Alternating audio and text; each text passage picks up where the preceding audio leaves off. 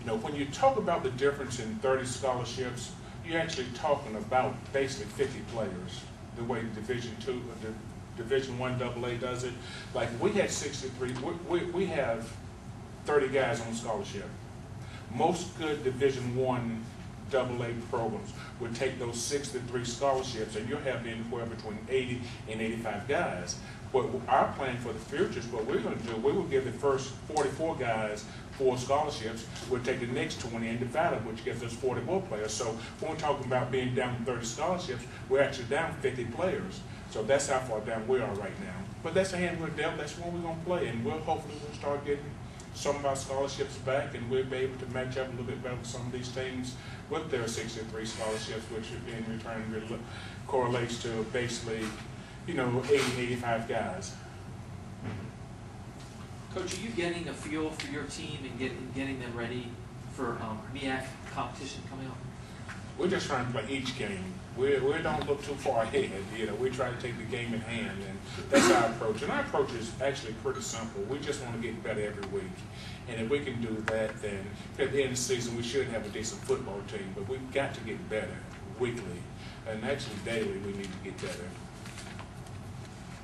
Talk about nothing is a substitute for real game action. You talk about being off the week. You may even lose a step, you know, with your progress in playing or this team. Talk about how just playing week to week is the best thing for a young team and getting everybody up to speed.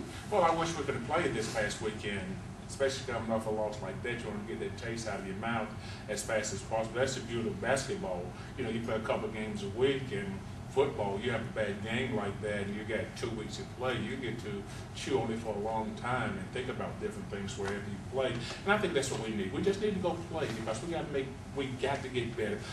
Sometimes you get misinformed when you play against yourselves all the time. It's like preseason, you get these false reads on how good or how bad you are because you're playing against the same scheme and the same players day in and day out. But then once you go play, you get a little bit better read for what type of team you actually have and what you need to do as a team to get better. So my preference would have been to have played this past week, especially coming off the loss that we came off of. So, but it gave us time to heal up, get some guys back, and you know, we had some guys that missing a lot of practice during preseason, and we were able to get those guys some work. So on one hand, it was helpful. On the other hand, again, my personal preference would have been to have played. Coach, where are you with injuries? I think we're okay. You know, we lost some offensive lineman with an ankle, broke his ankle, but other than that, I think everybody else is basically healthy now. We're ready to go. Does that include Torian Warren? Is he? Well, Torian, no, he's out with a sprain. He's probably got a couple more weeks before we get him back, which, you know, we could use him right now, but, you know, we're not going to cry about what we don't have, so we'll move on. Coming off the Appalachian game, that's one of the better teams in the country in 1AA. What did y'all learn from that game about yourselves? Actually, we have a long ways to go before we're able to compete at that level. And, you know, I just went over, you know, the difference in 30 scholarship, which actually means 50 players. There's a big difference. And, you know, I gave the example last week. Is when we were getting ready to score, our offense had the ball. We were inside the 25-yard line. We throw an interception. They run it back for a touchdown. We chase the guy for 98 yards. He scored. Then a lot of those guys got to go back out and cover kicks. And then they go cover the kick. And then they got to go play offense. That's the problem you run into a lot of times with numbers. You just get worn down because you don't have those special team guys. You can't substitute guys in there and use all your players for all the special teams. We only took 50 guys to help. You know, and that was digging the bottom of the barrel to try to find fit that would go. So, but that's what we got, and that's the position we're in right now. And hopefully, you know, once the season's over, we'll start getting our scholarships back, and we'll start getting some numbers, and we can give some of those guys some rest. But that's usually what happens when you play people like that. You know, you can hang in there for a while, and then they just wear you out when your guys got to do everything. And, you know, you're playing with 50 guys and they're playing with 100, there's a big difference. But, you know, that's what we got. But we've learned we got a lot of work to do. And, you know, on one hand, it wasn't totally discouraging the way we came out of that game, because I thought there were some parts. And then we had 350 yards total offense. which is encouraging. We turned the ball over 5 times, which is discouraging, which, we've been a fairly decent team as far as protecting the football in the past, and that's where we got to get back, where we're really protecting the football. And if we can do that, eliminate some mistakes, then I think we can develop into being a good football team, because we have a couple of weapons on offense that we think we can use. We don't have enough, but we have a couple of guys that we think can really play, and we got to do a good job of getting those guys in position to be successful. One of those weapons, obviously, is Wallace Miles. He had 2 big games to start the season. How important is it for another receiver to emerge opposite him?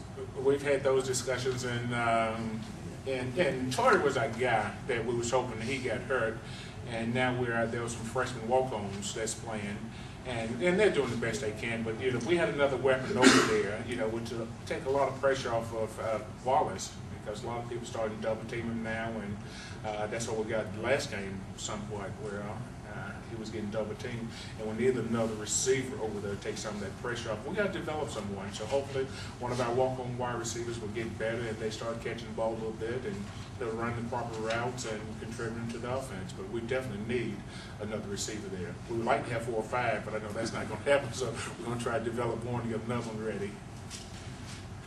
Sorry. Oh, go ahead. Is Ricky Lewis, I know you said he's an unbelievable athlete. You can play him in different places. Is he someone who could be a long-time fix at the receiver spot, or? Well, the problem you run into, you have to do so many things with Ricky. He is a really good athlete. As I say, Ricky's a ball player. He returns punts, he plays quarterback, he plays receiver, he plays running back.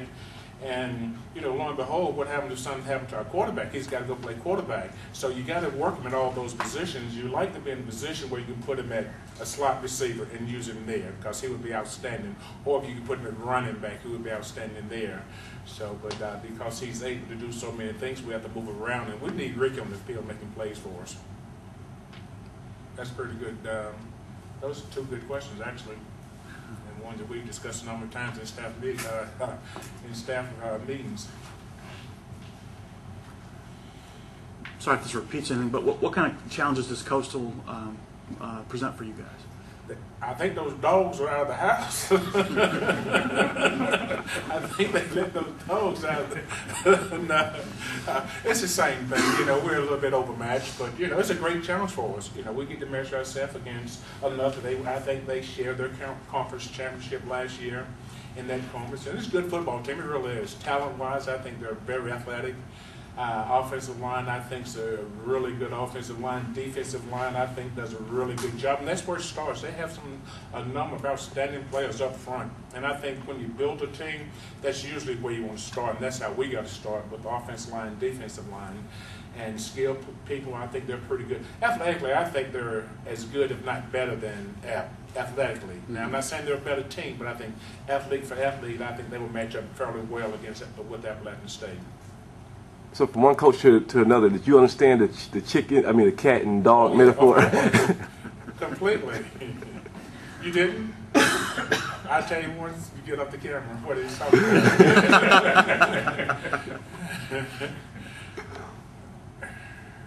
I just hope he brings the cats and leave the dogs at home. All